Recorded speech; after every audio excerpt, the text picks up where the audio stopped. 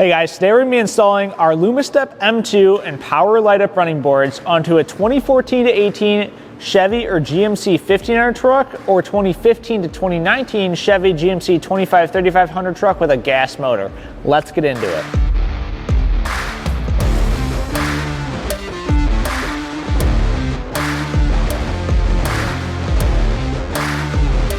Lumastep M2 features the same lighting technology with all the lighting functions you know, but with the upgrades we know you'll love. Experience the comfort of our premium auto retract and auto deploy technology, featuring heavy duty front motors on both sides that put over 2 times the torque as some of the other stuff out there. This specific procedure will apply to 2014 to 2018 Chevy Silverado and GMC Sierra 1500 trucks or 2015 to 2019 Chevy Silverado and GMC Sierra 2500 or 3500 trucks without a DEF tank.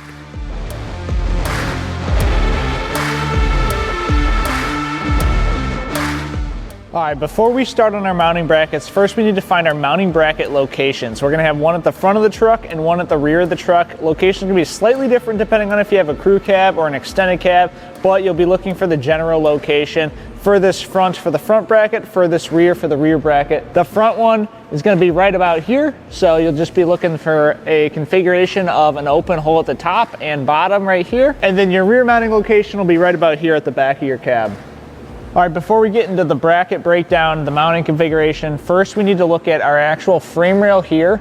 There's 2 things you want to keep an eye out for on your frame rail here. This could be on the driver's side or the passenger side, but you want to look at both sides. It might prohibit the brackets you're mounting if you don't relocate it. So first we're looking at this harness here. This is your harness that runs along the frame rail. We need to declip that, push it up out of the way so we can mount the bracket here. The second is going to be this parking brake cable. For now, to mount the bracket, we'll just work around the cable. We'll come back to this later. We have a protective sleeve we'll put over that too. Make sure there's no issues there. So again, you'll go in with a screwdriver and just pop these clips apart. So we've got these first 2 undone. You'll just work your way back. You only need to free it enough to get the bracket installed, so you can just kind of work through it as you mount the brackets. If the bracket is contacting the harness, just loosen a few more of those clips. Now, when it comes to our mounting locations, we're going to be looking for a configuration like this where we have a top opening and a bottom opening here. There's going to be different configurations for the top and bottom, so that's okay. We'll work with whatever your truck has. So as you can see here, this is a threaded nut on the top. It's built into the cab. You're either going to have this or an open hole. If you have the threaded opening, you're going to take your corresponding hardware and you'll simply, once the bracket's installed, thread into that opening. The second option you have for mounting the bracket is going to be using your small drop-in stud along with your fish wire here. So thread the fish wire onto the end of the stud just like that. You don't have to thread it all the way on, but the further you thread it on, the better. So we'll just do a little bit here. You just want the fish wire to be flexible on the end so you don't thread it all the way on. One other thing we're going to do before we go to mount this on the vehicle, the loose end, just the wire end, we're going to bend to a 90-degree angle or maybe a little bit more than that. This is going to allow you to manipulate it around the curvature of the rocker panel. Take the bent end of your wire and you'll send that through the large hole, and then you'll want to orientate the fish wire so that way it pops through the smaller hole. And from there, you can just continue to pull it through. When you get up to the side with the stud, you're gonna just drop that into the pinch weld. So we're gonna insert that into the pinch weld here. And as you see, that'll help lock it into place. Then you're gonna reach around and just hold this stud in place. We're gonna pull this fish wire off. You can just pull straight back, that'll pop right off. Then take one of your plastic retainers and we'll thread that on. Thread that all the way down. Then you have your bracket on, and then after that it's washer, then the lock washer, and then you can thread the nut on.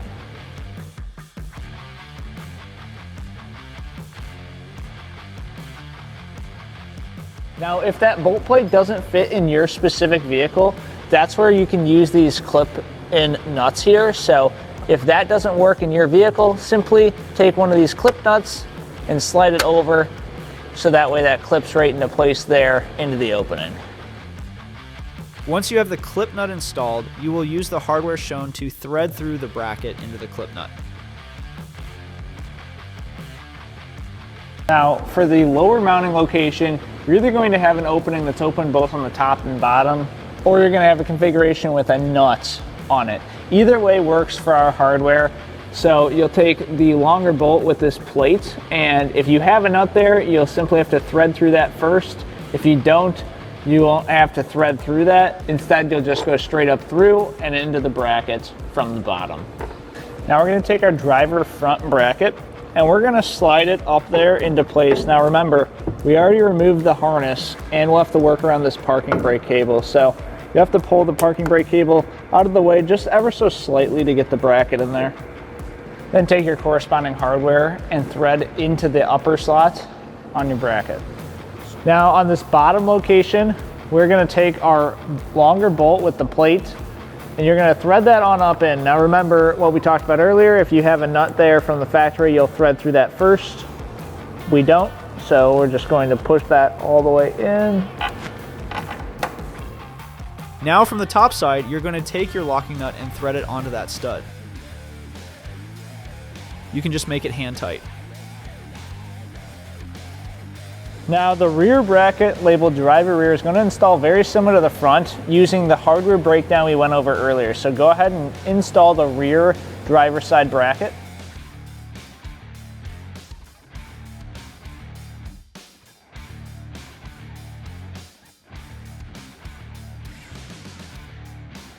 Now, we're going to install the support bracket for the driver front mounting location. If you look in front of the mounting location, you'll see this plastic or rubber grommet. Just go in with either a flathead screwdriver or a pick tool or something to just pry this out. Then take a large bolt plate you're in kit and one of these plastic retainers. Thread that plastic retainer onto the bolt plate. Then take your bolt plate with that on it and we're going to insert it down at a 45-degree angle just so it sits into place. Then with your support bracket labeled DF, you'll slip that onto the stud and just let that rest into place. It's going to sit on top of the bracket up here so we can fasten it to the bracket. Then we'll take our nut plate, slide that into place, and then line up these holes.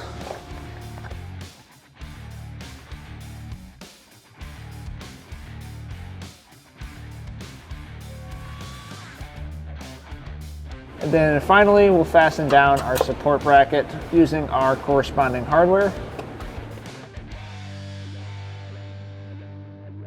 Depending on your truck, you're going to use either of the two rear support brackets on both the driver and passenger side. So we're working with the driver side rear. There's going to be a driver rear support bracket A and a driver rear support bracket B. Driver rear support bracket A is going to be used on extended cab vehicles. B is going to be used on crew cab vehicles. So use the one that's corresponding to your vehicle. Repeat the same steps that we used for the front support bracket on the rear bracket. It's going to be on the back side of the rear bracket.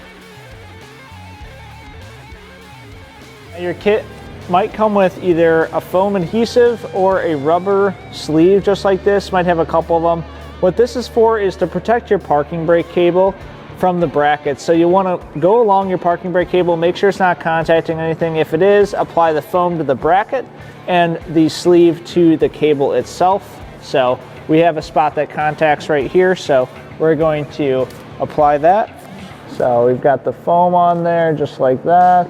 And then for the sleeve, take the sleeve, slide it over the top of the parking brake cable.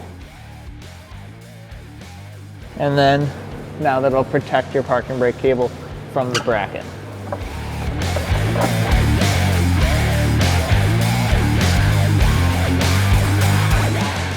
All right, now we've got our brackets fully installed on the truck. We're going to start on the wiring portion. First, we need to open up the hood and disconnect the negative battery cable. Now remove the negative battery cable from the battery. All right, now let's take a second before we start routing the harnesses and just do a general overview on the harnesses here. So this over here with our main large connector, this is our power step harness. It's to deploy and retract the power running boards. And then these two harnesses here are the main harnesses for our lighting technology on the Lumastep running board. Plus, we have our rock light harness over here, with the switch on it as well. Now you might get some of these harnesses, but you might not get all of them. So if you had power running boards and that's what you option for, you didn't option for the Lumastep light up running boards, you're only gonna have this harness. Ignore the steps with these other harnesses in it. If you option for Lumastep but didn't option for Rocklight, you'll have the Power Step harness plus these two, and if you option for Rocklight as well, you'll have the last harness down here. Now, from our harnesses, we're going to take our main Power Step harness with the gray connector labeled passenger side motor. We're going to route that down to the passenger side front bracket. And if you option for our Lumastep with the lighting integrated into it, we're going to take the 4-pin and 2-pin connectors off of our harness for the lighting with the ring terminals on it and run that down to the passenger side front bracket as well. So to route that down, we're going to tape both of those harnesses to our straightened out metal piece. Then feed that down to the passenger side front bracket.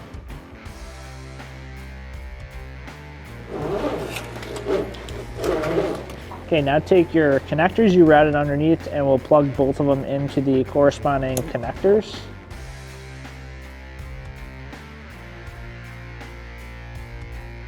And then we'll take our driver's side harness with the gray connector and the other lighting harness and route it down to the driver's side. Now located over by the battery, we're going to take our Power Step module included in our kit and the main connector from our harness, our Power Step harness. We're going to plug those in together. And then once that's plugged in, we need to find a suitable spot next to the battery to mount this. We want to tie it up with the zip ties. We're going to find a suitable spot. You want to make sure it's close enough to the battery because these ring terminals on the harness will have to reach the battery as well. Now that we have our harnesses routed down to each bracket, we're going to take our lighting harness, if you have it, and we're going to route that down just to the back side of the headlight on each side. So do that driver and passenger side. And if you option for our Rocklight harness as well, you'll want to take one of the two white wires, it doesn't matter which one, and we'll route that down to each headlight right now.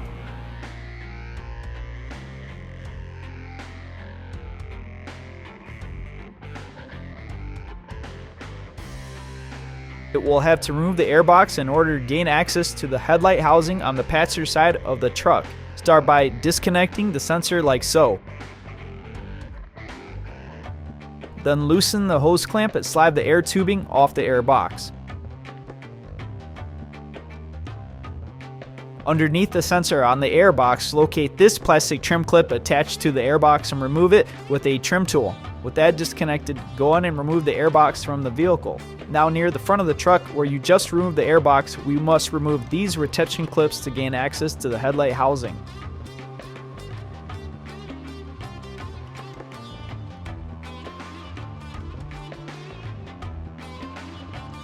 Once the clips have been removed, you can go on and peel back the cover to gain access to the back of the headlight.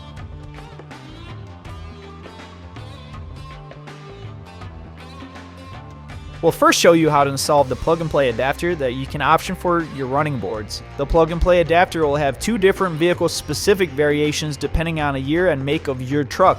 If you do not option for our plug-and-play adapter, your kit will come with our Hardwire adapter instead.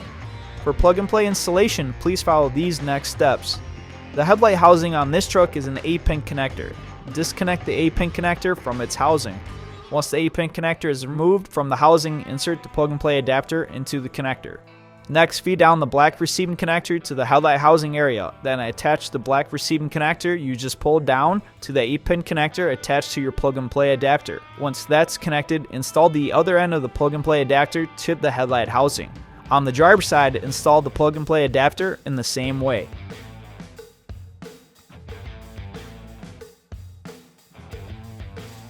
If you did not option for the plug-and-play adapter, your kit will come with our Hardwire adapter. Here's a breakdown of that. The red and yellow wire with the quick disconnect is to detect the turn signal wire on your headlight connector. Turn signal will come standard for all running boards.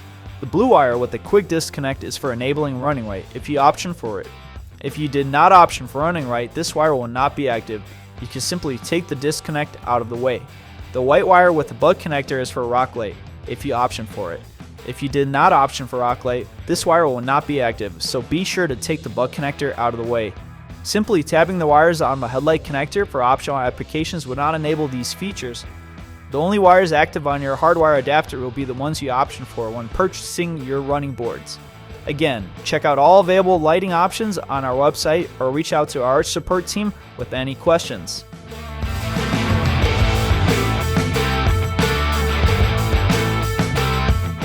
Your headlight will be configured in 1 or 2 different variations, and so your wiring will also be different. We'll break them down one at a time for you. If you have a 2014 through 2015 1500 truck or a 2015 through 2019 2500 or 3500 truck, you will have this 8-pin box light connector. However, if you have a 2016 through 2018 1500 truck, you will have a slightly different 8-pin oval light connector. Tapping on the driver's side is the same, minus a headlight housing cover on this side of the truck. We'll first look at how our Hardwire adapter connects to the 8-pin and box light connector on your 2014 through 2015 1500 truck or a 2015 through 2019 2500 or 3500 truck. If you have a 2016 through 2018 1500 truck, please skip ahead to the next section for your vehicle's specific procedure. If you have a 2014 through 2015 1500 truck or a 2015 through 2019 2500 or 3500 truck, please follow these next steps. To begin, disconnect the 8-pin box light connector from the headlight housing. Peel back some of the tape on the harness if you want some more room to tap. Start by tapping at pin F for turn signal. Looking at the wire end of the connector with the connector tab on top. Pin F is located on the bottom row, second from the left. Use the provided red T-tap and press until it clicks in place. Go ahead and take the red and yellow wire from your Hardwire adapter and connect it to the T-tap here. If you option for running light, go ahead and tap to pin E next. Looking at the wire end of the connector with the connector tab on top, pin E is located on the bottom row all the way on the left. Use the provided red T-tap and press it until it clicks in place. Go ahead and take the blue wire from your Hardwire adapter and connect it to the T-tap here. Feed down the black receiving connector to the headlight housing area. Next, we'll take the black connector on the Hardwire adapter and connect it to the black receiving connector from the main harness. Once done, go ahead and install the connector back into the headlight housing. Then move over to the driver's side and repeat these steps. If you have a 2016 through 2018 1500 truck, please follow these next steps. Once the cover is peeled back, you'll have access to the headlight housing. Remove the 8-pin oval light connector from the headlight housing and be sure to cut back some of the tape so you can tap further up the wires. Start by tapping to pin 7 for turn signal. Looking at the wire end of the connector with the connector tab on top, pin 7 is located on the bottom row, third from the left. Use the provided red T-tap and press until it clicks in place. Go ahead and take the red and yellow wire from your Hardwire adapter and connect it to the T-tap here. Next, if you option for running light, tap to pin 4. Looking at the wire end of the connector with the connector tab on top, pin 4 is located on the top row all the way to the right. Use the provided red T-tap and press until it clicks in place. Go ahead and take the blue wire from your Hardwire adapter and connect it to the T-tap here.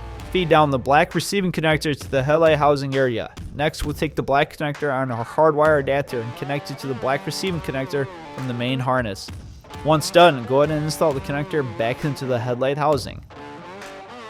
Then, move over to the driver's side and repeat these steps.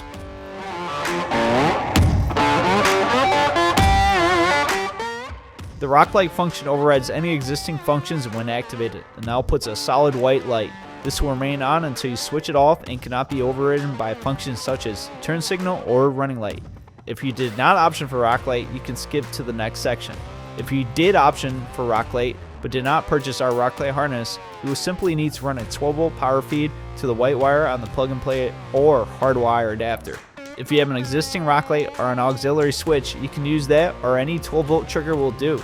If you did option for our rock light harness, follow these next steps. Regardless of whether you have our plug and play adapter or our Hardwire adapter, the white wire from the rock light harness will connect to the white wire with the butt connector. You may want to have your headlight connector disconnected to have better access to your plug and play adapter or Hardwire adapter. Connect the white wire from rock light harness to the white wire on your adapter.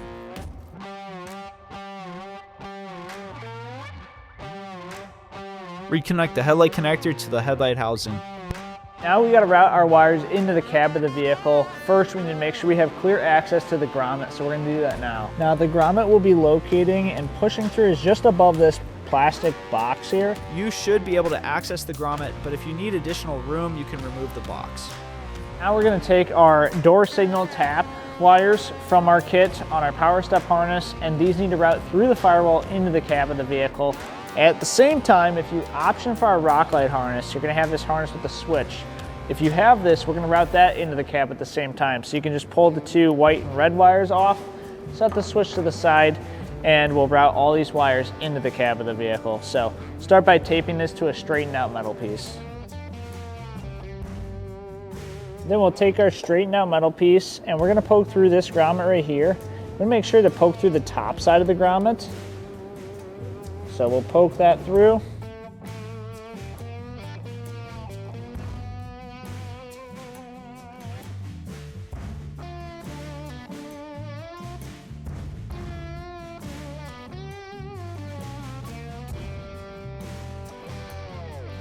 Now that we have both harnesses through, we're gonna set aside the Rocklight harness and first focus on our power step door taps. We're gonna be tapping at the OBD connector here, which we need to access the back side. So we're gonna remove the bolt on both sides of this connector.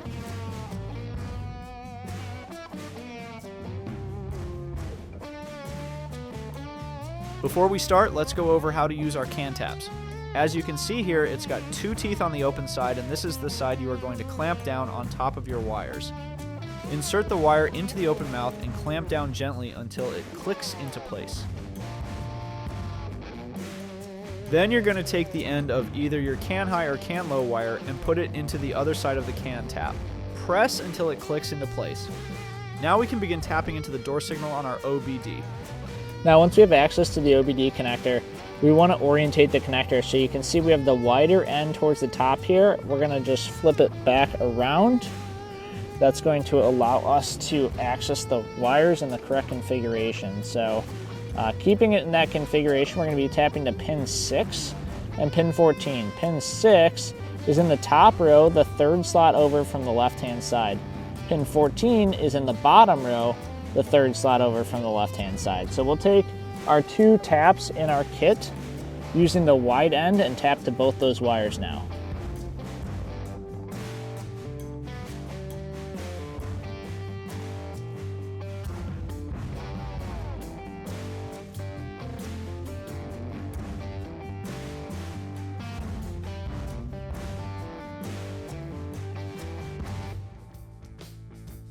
And then take your two door tap wires, and we are going to take the wire labeled high, and that will tap onto pin 6, which is going to be the top row. So slide that single wire in on the remaining opening and clip that down into place. And then take your wire labeled low, feed that into the tap on pin 14 and clamp that one down into place. With that, you can reinstall the OBD connector into the dash. Tie the slack up and out of the way. Then with your Rocklight wires in the kit, we can install those now. So you want to find a suitable spot on the dash for a switch. And drill a hole into the dash. Once the hole is drilled, install the Rocklight switch. Be sure to connect the white wire to slot 1 and the red wire to slot 2.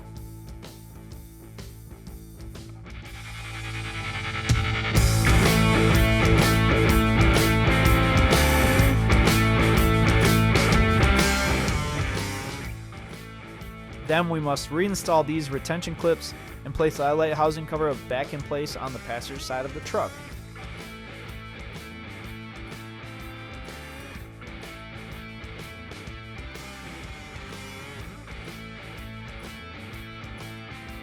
Now we'll go ahead and put back the airbox. Go ahead and lower the airbox down and be sure to align the pegs at the bottom of the airbox to the corresponding spots it fits into below, and slide the air intake tube back on. Once in place, secure by tightening down the hose clamp. Next, reconnect the plastic trim clip on the side of the airbox that we disconnected earlier. Reconnect the sensor. Now with the airbox reinstalled and all the connectors connected, reconnect the auxiliary battery if you have one.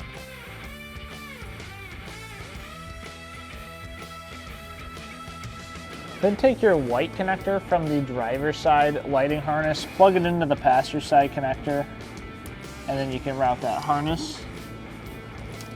Now we need to add our power ring terminals to the positive battery terminal. So we're actually going to remove this cover here. You just pry up, it'll pop out of place.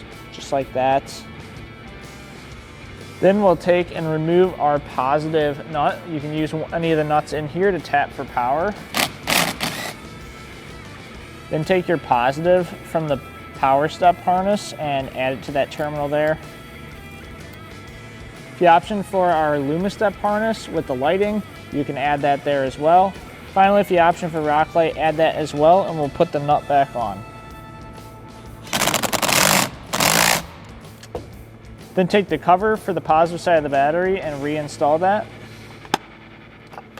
And then lastly, before we reconnect the negative battery terminals, we need to add our ring terminals to it. So we're gonna just remove the nut on the end, set that to the side. Then you'll take your ground ring terminal on the power step harness, add that to this negative battery terminal.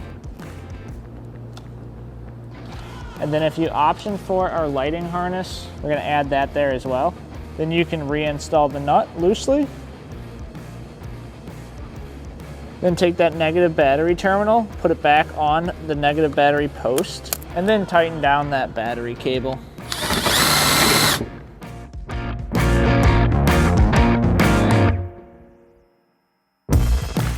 All right, now we've got our brackets fully installed, everything wired in, we can start working on putting the boards onto the vehicle. So the procedure for this part is mostly the same depending on if you have the Lumastep M2 light up steps or if you have just the standard power steps. Really the only difference in the board itself is if you have just the power step, you won't have the LED strip here.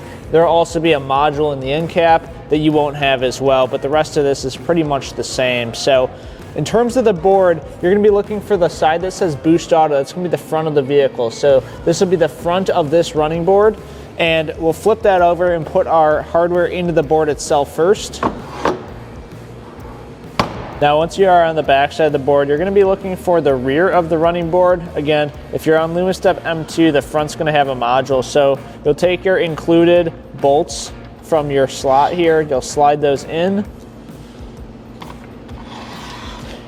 And it'll be 2 per bracket. You want to roughly slide them to the correct orientation. So then we'll just correctly line them up roughly with where the bracket is once they're on here.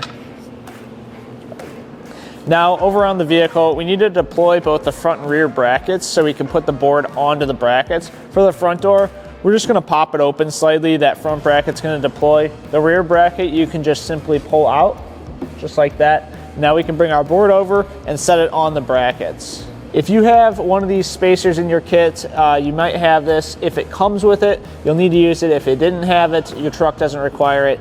If you do have these spacers, you just set them directly on top of the bracket with the holes lined up when you install your board. Then bring your board over to the vehicle and set it on the brackets. Then you'll line the bolts on the board up with your holes on the bracket and simply slide it down into place.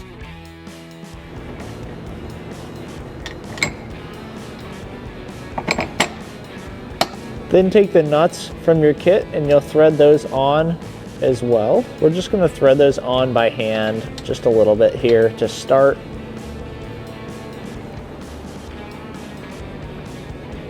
Now before we tighten everything up, we're going to want to align the board correctly. So you want to make sure it's lined up roughly with the front of the front door. So we're just going to slide it back over. You'll wiggle it a little bit to slide it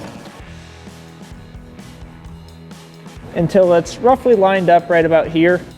Once you have everything lined up, we'll tighten it all down. Now during this process, we still have our brackets loose from earlier. That is by design. Now we have our nuts just barely hand tight onto the board. We're gonna go back and forth and tighten those slowly. So we're gonna start at the first nut on the front bracket, then go to the furthest back nut on the rear bracket, and then the remaining 2. We want to hand tighten them with hand tools, make sure everything's even pressure across the board before we tighten any of the bracket bolts down. Tighten one nut that fastens the board to the bracket on each bracket before tightening the second nut. This can be seen as I work back and forth from bracket to bracket. This will ensure proper fitment.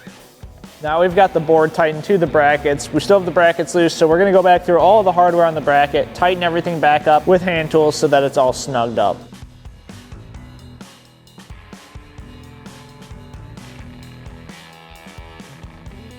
Now everything's tightened up. You can close your door, get this step retractor back in, and then we'll do the rest of the wiring. Now if you option for Lumastep M2 on your brackets, you'll have these 2 lighting connectors which will plug into the module in your end cap.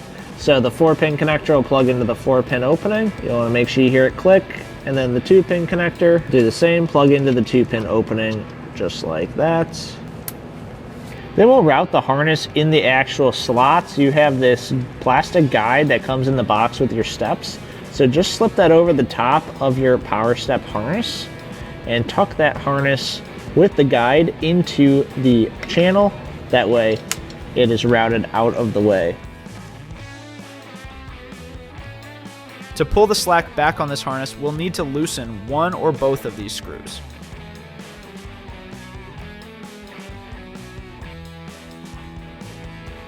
And then you'll pull the harness slack back and feed that harness through the guide back into the other side, just like that.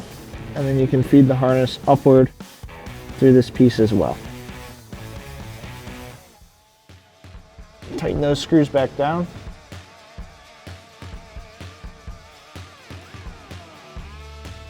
Now secure the slack away from any moving components and heat.